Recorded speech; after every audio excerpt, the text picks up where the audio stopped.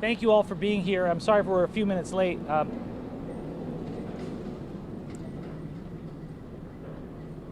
My name is Dave Aronberg, State Attorney for Palm Beach County, Florida.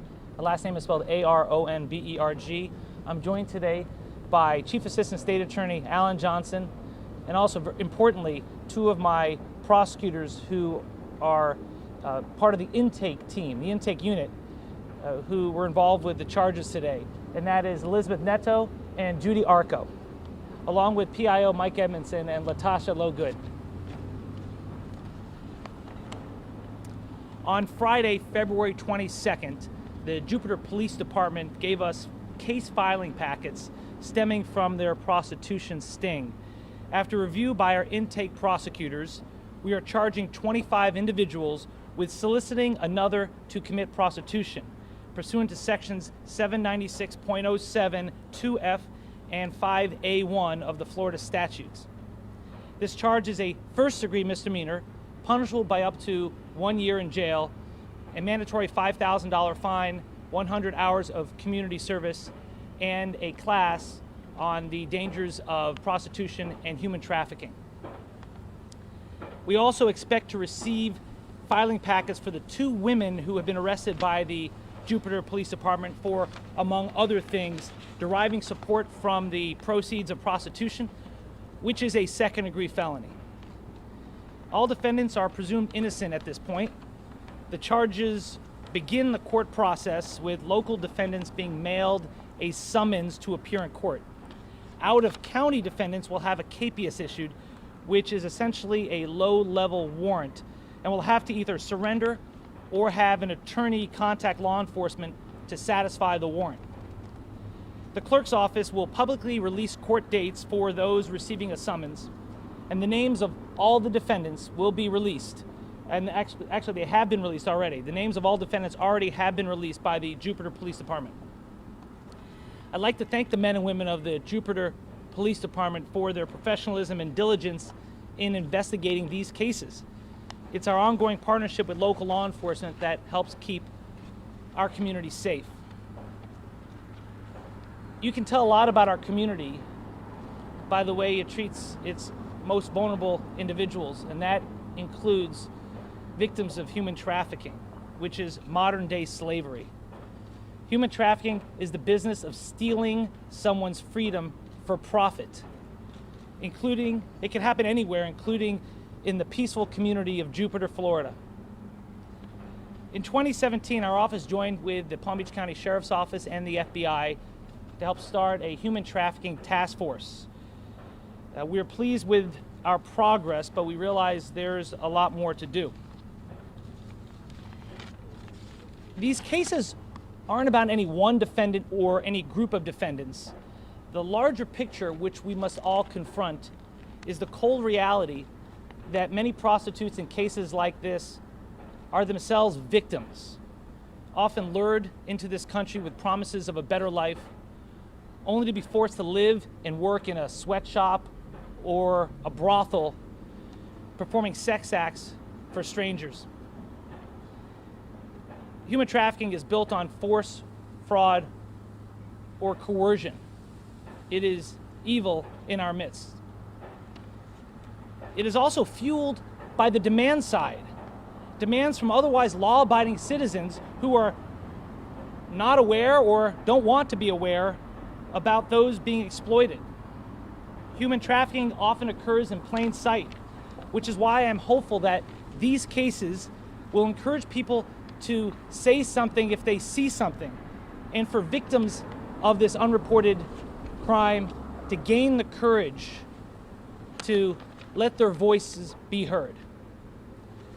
With that, I'd like to take any questions you may have. Please identify yourself. Yes.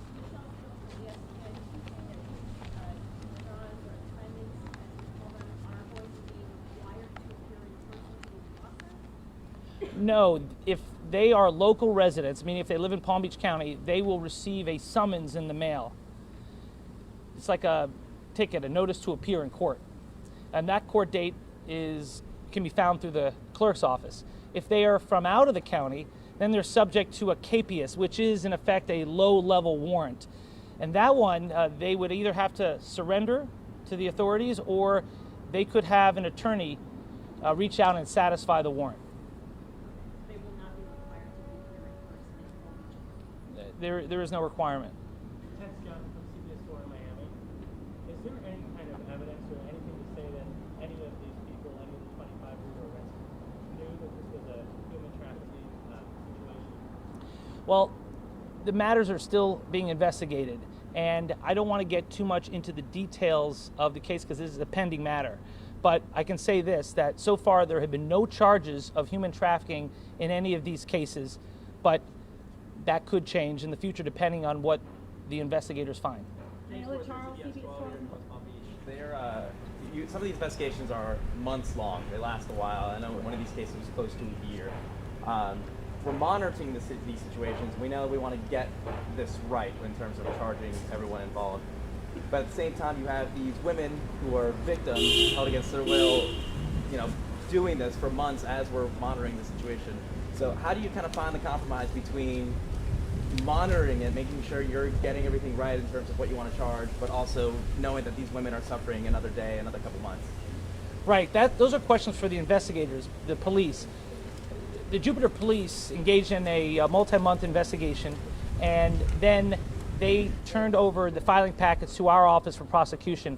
I think the question you have would be more geared towards the investigators, but they're very professional, and I think they did an outstanding job. So, it's always a balance, as you say, between letting the conduct continue to gain enough evidence to file charges and stepping in and stopping it. But that is really a question for the investigators. Terry Spencer from Associated Yes, sir. Press. First, two questions. Where are the women who are working or active in the brothels? And also, do you think state law is sufficient right now to deal with this situation? I was a state senator when we tightened the laws against human trafficking.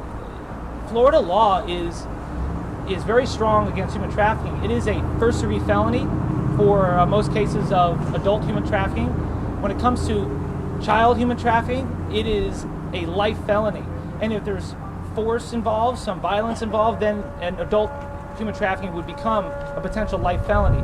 So our punishments are severe, but there's a high burden of proof. You need to reach that burden of proof, and that's always a question in these cases, which is why these investigations can take some time. But one thing will mention about Florida law is that Florida law is also very progressive. If victims of human trafficking will speak up, they are eligible to have their records expunged, including arrests for prostitution. But they need to speak up. At the federal level, human trafficking victims are eligible for a T visa, which is a visa that can allow them to stay in the country, and it's only reserved for victims of human trafficking. So the key is to get the victims to speak up. Who are the women now? The women now, I know that the investigators have been talking with them, and you'd have to go get details from those agencies such as Jupiter Police Department. Dave Carey from NBC News. Florida has a new law that protects victims of crime from having their information revealed. Is there any way that the clients, the Johns here, are considered victims? No. Marcy's law does not protect defendants. Marcy's law protects victims of crime. Daniel Wall from CBS 12. These documents you just handed out would put Robert Kraft in the parlor on the morning of the AFC Championship game. Is that correct? He was in Jupiter, Florida that morning? Well, the documents speak for themselves. What we handed out were the capias themselves, and I know that we don't always give out those documents, but because the Jupiter Police Department identified the names in advance, and you all had the names for some time, we decided to, in the interest of transparency, to let you have those documents, but they speak for themselves. Dave, Maris Badcock with influence and money and power and connections. Is there any reason to believe that Robert Kraft will be treated any differently than these other 24 men? And I can assure you that our office treats everyone the same, whether you have a lot of money or you are indigent. We treat all defendants the same, and no one gets any special justice in Palm Beach County. Dave, Maris Badcock. Do you expect more arrests to come from other similar businesses within Palm Beach County? Well, it's hard to say because the investigators are the Jupiter Police, and then you have the Martin County Sheriff's Department, you have Vero Beach. This is a multi-county effort, and so it's hard to say if there are more arrests based on their investigations. But I was asked earlier today about rumors about bigger fish, And I said that that would be news to me. And I also added that, it's hard for me to talk about rumors, especially false ones. Robert Kraft was charged by the Jupiter police with 2 counts in this arrest. Is this the arrest affidavit, probable cause affidavit? Are you charging him with 2 counts, or is it consolidated into one? No, there are two cases there. There are 2 counts. He's going to be charged with 2 misdemeanors? Correct. Dave Maris Badcock with. If your office decided to go from a second-degree misdemeanor to a first-degree misdemeanor, what was it about the facts that decided to up it to what is the most that you can do in this case? Well, all the cases are being charged as first-degree misdemeanors under the tougher Florida statute. And one reason why that decision was made was because that statute has a mandatory 100 hours of community service, a mandatory $5,000 fine, and a mandatory class on the dangers of prostitution and human trafficking, not to mention a potential for an increased jail sentence from 60 days to a year. Robert Kraft owns multiple homes here and up in Massachusetts, California. Would he be given the capias or a summons? How would you deal with it? There was a question whether or not Mr. Kraft lived here in Palm Beach County, and I believe we decided it was a summons, so he does have a residence there, so he'd be receiving a summons. Will they be receiving mugshots? The question is mugshots. When you get a summons in the mail, generally you do not get a mugshot. Now remember, that's up to the police department. So that's it's a little. not up to us. It's up to the local law enforcement agency. The other agencies. Has already been sent that summons. His attorney has been provided the summons. The other agencies made a really big deal about putting their mugshots and their driver's license out, pictures out, and you guys are handling that a little bit differently here. Do you feel like, are you happy with the way it's being handled? I think that law enforcement has done an excellent job. They've been very professional and very thorough. And also, they've helped steer the conversation away from any one particular defendant, from any group of defendants, towards the evil of human trafficking. It's about time the country has a real conversation about human trafficking, which is modern-day slavery in our midst. This is not about lonely old men or victimless crimes. This is about enabling a network of criminals to traffic women into our country for forced labor and sex. How did you come up with these 25 people charged? Aren't there a lot more passing through the parlor? Well, those are the ones charged by the Jupiter Police Department. My jurisdiction is only for Palm Beach County. And by the way, when I talk about human trafficking, I'm talking about the general subject of human trafficking, the larger picture. There is no allegation that any of the defendants were involved with human trafficking. They are not being charged as such. But instead of talking about a particular defendant, I'd like to make the conversation broader, because this country needs to have a reality check on what's going on out there when it comes to forced labor and forced sexual conduct. When did you first hear about the investigation? Well, our prosecutors have been involved in this for some time. It's hard to pinpoint when. I've been aware of it for a while. And what did you think when you first heard that this was happening, in your county? I've been involved in fighting human trafficking for a while, so nothing surprises me. I give a lot of speeches on it. I'm on the Attorney General's statewide task force for human trafficking. So when this came across my desk, I was not surprised. I'm not surprised about the defendants. Defendants in these matters come from every socioeconomic group, and it's just a reality of the times we live in. What do you think needs to be done on the supply side of this business in order to stop the problem of human trafficking? It's a good question. What should be done on the supply side to stop human trafficking? Well, the laws are in place, but I think we need to do better about encouraging victims to speak up, because victims don't know that there are services available to them. They don't know that they could get their criminal records expunged or obtain a special visa to remain in this country. So if we would treat victims in this matter as victims and not as criminals, I think that you would gain the trust of more individuals to speak up on these matters. Because right now, a lot of them come from countries where the police are not their friends. And so they need to know that we're here to help them and treat them as the victims that they are. Terry?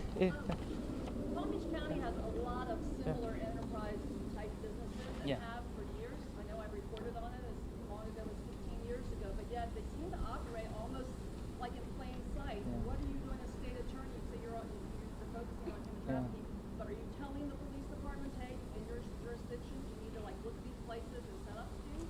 Our human trafficking task force works with law enforcement to root out the human trafficking, whether at the storefront or on the internet. A lot of it occurs on the internet. Facebook is a very popular site used by human traffickers to recruit and groom potential victims. So we're working on them on a daily basis. But there's a high burden of proof. we prosecutors can only file cases that reach the level of a burden of proof that we can obtain beyond a reasonable doubt. And so these cases are long in the making, but we hope that sometimes some of them can make a big enough splash to send a message to the rest of the country. Can you talk about what federal agencies you've been working with? Our Human Trafficking Task Force works with the FBI and the Department of Homeland Security. So far, are the victims in this case cooperating? The victims, well, that's up to investigators. They're working with victims on it. I can't say much on the status of that. Hey, David, Yeah. What's the threshold of evidence needed to charge in these cases, Right. specifically to Robert Kraft's situation? Police can charge based on probable cause. Is it more probable than not that a crime has occurred? Our standard is higher. For prosecutors to charge, we have to have a good faith belief that we can get a conviction beyond a reasonable doubt. It's a higher burden, and it's why sometimes you will see that police will charge in some cases, and then we will decide not to file charges. And that's why we're having this press conference, because we've made the decision that enough evidence exists to file charges in all 25 of these cases. so David, Dennis Miller, Let me get you next. I'll get you next. Yes. Yeah. All walks of life. Yeah. What would you say about speculation that someone like Kraft was targeted as a result of his celebrity or his fame or his fortune? Yeah, I don't understand how someone could be targeted. You look at all the defendants in this matter, they come from all walks of life. There's rich, poor, there's young and old. So I don't believe anyone was targeted for whom they are. Yes, sir. Give her here. David, Yeah. Dennis on CBS, 2 parts. If Yeah. the women are considered victims, does the video evidence affect the usage of the prosecutorial tool? Does the video of the victims affect your use of that as a proceeding? It shouldn't. The individuals involved, we're working with them, and I can't speak more about it as far as the victims to gain more information, but it should not affect our ability to use video ultimately if we need to in court. What's the most important thing you need right now to meet that high burden of proof? Well, the video evidence is always very powerful in a court of law. You also have, the testimony of some of the victims. I know that in many cases like this, there are language barriers and there are interpreters needed, and there's also a trust factor that must be gained. So we're working on all those things. Can you be more specific about those women and how they got here? How about this? Let's say Karen, then I'll take you. I'll get you next. Yes, sir. Thank you. Is there any possibility that those who have been charged can somehow flee this away to a lesser charge? Well, there are diversion programs available. There are classes available. So just because the mandatory penalty is up to a year in jail doesn't mean someone's going to get that. If it goes to trial, it's up to a judge, and you look at the person's background. First-time offenders are very unlikely to get significant jail time. So, there are, depending on the plea, depending on the background, depending on the conduct, these are all considerations that come into play. But your office is open to a plea of a lesser charge by those who've been charged? Well, we don't talk about the status. That goes into too much detail that I can talk about this time. Yes, sir. If you can you talk a little bit about the women? How did they get here? Bring us through their story of how they got from wherever they were to where they were. Yeah, that would be for the Jupiter Police Department. I say in cases like this, and I talk about it in generalities because I can't speak to the specific evidence. I can't talk about where they came from or how we broke this case because that could jeopardize any potential prosecutions. So let's just say that in cases like this, it is not uncommon for women to be lured into this country under false pretenses with the promise of a better life, a high-paying job, only to be stuck in squalor in a brothel or a sweatshop where they're forced to perform labor or sex acts for money. Can you clarify how this practice works for Robert Kraft? You said you determined he is a resident of Palm Beach County. You're issuing him a summons. Does that mean he has to appear in court, or can he send an attorney to appear in court? Yes, so if it's a summons, so he does not have to make a public court appearance. So he can send an attorney to appear? Correct. And to clarify, does he face 1 or 2 charges?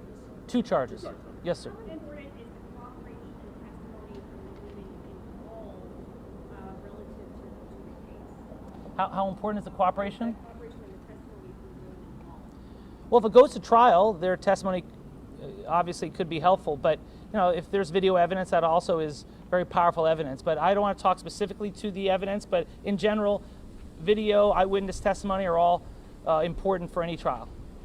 Palm Beach County has gotten some heat recently For how they treat the rich and famous when they come through the criminal justice system. Now, I know Jeffrey Epstein did not happen under your watch at all. That was 3 administrations ago. I understand. But do you want to talk about, set the record straight now? How are you handling it? What choices are you deliberately making to send a clear message here? Yes. Well, Florida voters passed into our Constitution something called Marsy's Law, which is the Victim's Bill of Rights. So we have already had a training session for all our prosecutors, and we are adhering to Marsy's Law. And as someone who campaigned for Marsy's Law, it's really important to all of us. We must let the victims' voices be heard. Dave, if Mr. Kraft were found guilty and has to complete that mandatory program, that's here in Palm Beach County that you have to do 400 hours. Correct. Well, it also depends on the court. It depends on the judge and the court whether they make an arrangement, but that would be largely out of our hands. The judge imposes the sentence. Now, if there's a plea, then we have a lot more to say in it, but this is all speculation at this point. It's still early. Can someone just ask me, this might be outside your purview, but the health department gave this place a clean bill of health. Do you understand how that might have happened? Were they just checking for whether the counters were clean or looking for something else? You know, Al Johnson and I work on the Sober Homes Task Force, and when it came to drug treatment centers, we were often frustrated that the inspections that occurred were just to see if the fire extinguishers were working. So we upgraded the laws to help increase the inspections and the demands for what, and maybe that's something that needs to be done here too. Maybe there should be increased scrutiny. Well, I mean, when TSA workers are told to look for human trafficking victims, it seems like a government worker inside, the state or county might have the same. Yeah, you know, there are 328 million Americans, and there are about 800,000 law enforcement officers. So it's up to all of us to be the eyes and ears to protect against human trafficking, because a lot of this stuff occurs in plain sight. You know, it's like the nail salon worker who is living in the back room and who's not allowed to handle money and is afraid to look at you in the eye. If you see something, say something, and maybe that's the good that can come out of all this. Maybe we'll have a new understanding of what human trafficking is and what it isn't. We can have last questions, please.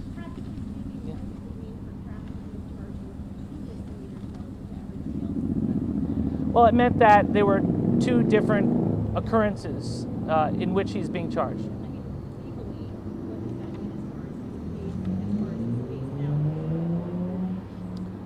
It's just what it is, that instead of 1 charge, there are 2 counts, and so he faces 2 separate counts and have to satisfy those counts with a plea and move on from there. It could. I'll take one more. All right. Hey, thank you all very much. Thank you. Thank you.